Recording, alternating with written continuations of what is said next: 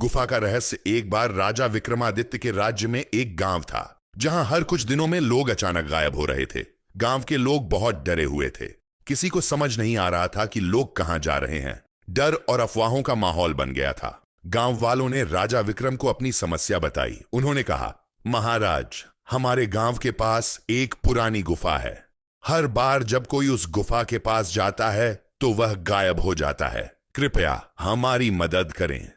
राजा की जांच। राजा विक्रमादित्य ने इस रहस्य का पता लगाने का निश्चय किया। वह अपने सैनिकों और मंत्रियों के साथ गुफा के पास पहुंचे। गुफा अंधेरी और डरावनी थी। बाहर एक अजीब सी दुर्गंध आ रही थी। राजा ने अपनी तलवार निकाली और गुफा के अंदर जाने का आदेश दिया। गुफा के अंदर घुसते ही उन्होंने देखा कि वहां चारों ओर हड्डियां बिखरी पड़ी थीं। राजा को समझ आ गया कि यह साधारण गुफा नहीं है। जैसे ही वह और आगे बढ़े, उन्हें गुफा के भीतर से एक अजीब और डरावनी आवाज सुनाई दी। दैत्य का सामना। थोड़ी देर बाद गुफा के अंदर से एक विशाल दैत्य प्रकट हुआ। वह बहुत डरावना था, जिसकी आंखें आग की तरह लाल थीं और दांत शार्क की तरह नुकीले। दैत्य ने जोर से दहाड़ लगाई और राजा की तरफ झपटा। राजा विक्रम ने साहस नहीं खोया। वह अपनी तलवार लेकर दैत्य से लड़ने लगे। दैत्य बहुत ताकतवर था, लेकिन राजा की बुद्धि और शौर्य के आगे टिक नहीं सका। लंबी लड़ाई के बाद राजा ने अपनी तलवार से दैत्य का वध कर दिया।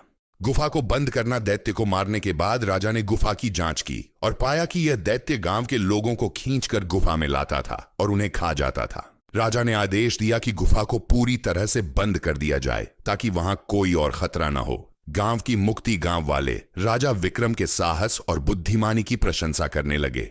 उन्होंने कहा, महाराज, आपने हमारी जान बचाई। अब हम शांति से रह सकते हैं।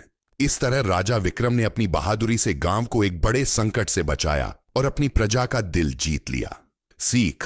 साहस और बुद्धिमानी से किसी भी मुश्किल का हल निकाला जा सकता है।